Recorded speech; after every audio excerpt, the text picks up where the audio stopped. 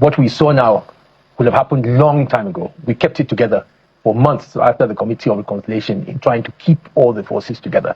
And fortunate that, broke apart just before the so-called Ibadan Convention. But before then, we've had this issue. And through our Reconciliation Committee, we've been keeping it together. We had challenges. Remember, first people thought we would never be able to have a NEC meeting, never be able to sit together and hold NEC meetings, we'd never be able to bring the governors together. And all throughout that period, my committee, led myself and some of those that work with me, we kept it right up to the last point of which was before the convention. If you know, this crisis was not just the convention. Leading to that, over the weeks and months, there have been a lot of work that we did. And we were the last party, last of the opposition party, that stayed together without actually being divided into maybe a faction or non-faction. We avoided all the booby traps along the way. We just kept meeting, reconciling people, bringing ourselves together.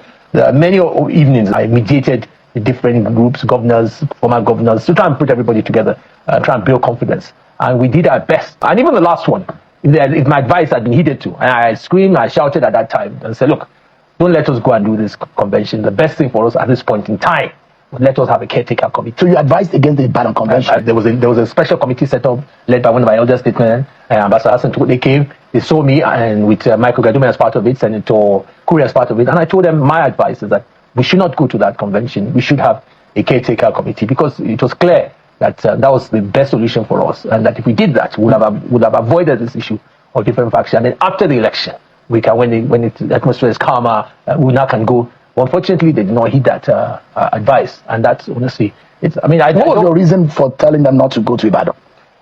Because I could see that we are not fully reconciled in going to Ibadan. The purpose of going to Ibadan and any convention was for everybody on board to have agreed what we're going to do when we get to Ibadan, and met all the criteria that were being demanded for. There's the issue of our congresses in some states that had not been done, that we need to do that. There was also on how should we zone, who should take the position. So when you go to those conventions, it should be affirmation. Were you able to speak with these two governors who were spearheading that convention and made them see reasons why Ibadan was a no-no for you? We did our best to advise that Ibadan should not take place. It was not in the best interest of the party. Even the committee that was set up by the Board of Trustees also, in their recommendation, suggested that they should not do that.